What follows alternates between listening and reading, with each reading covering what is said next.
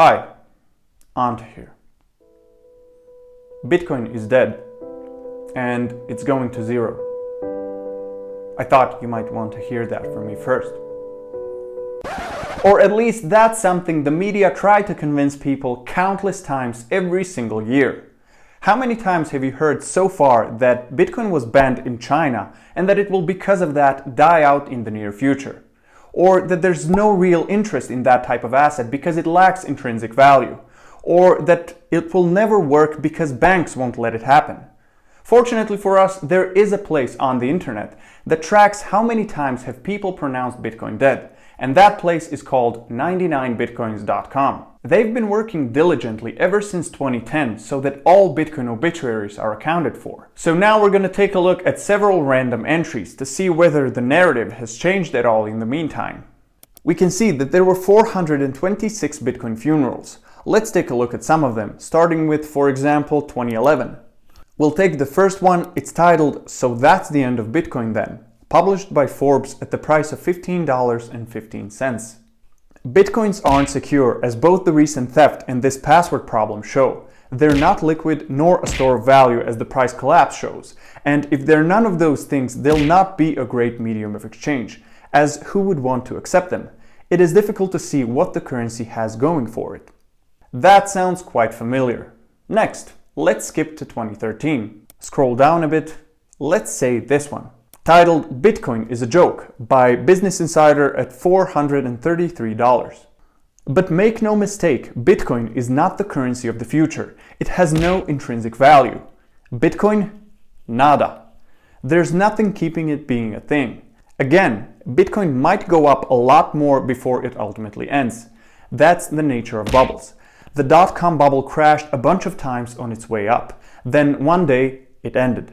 The same will happen with this. Fair enough, it still might turn out to be a bubble. Next, 2016.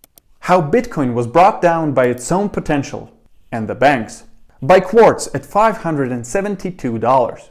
Split by internal divisions, while its most useful aspects are harvested by the very financial behemoths it once hoped to destroy, Bitcoin is fast becoming the tech world's version of Waiting for Godot, wherein a hermetically sealed community squabbles and bickers over arcane points of code and law as their world slowly crumbles around them.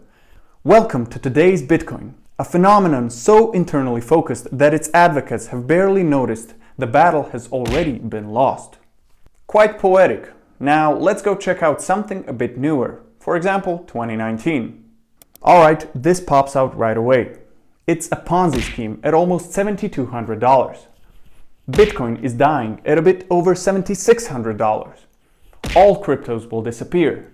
Bitcoin will be dead by 2030. Noted, but not much has changed. And finally, something recent, 2021.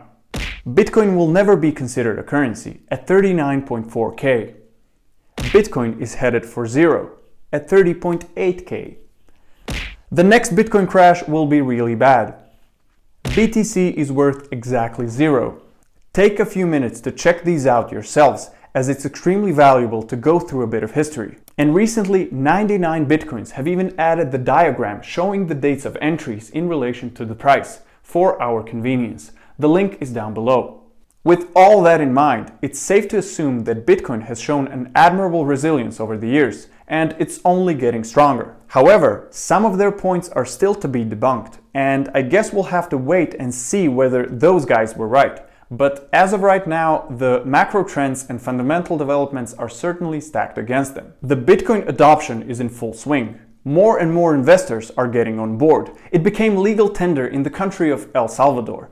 The Saylor effect is ramped up, and it is getting its well-deserved recognition. And at the same time, its scarcity is getting ever more pronounced. So I still believe that Bitcoin will go to 100K by the end of the year. Thanks for watching, and see you in the next block.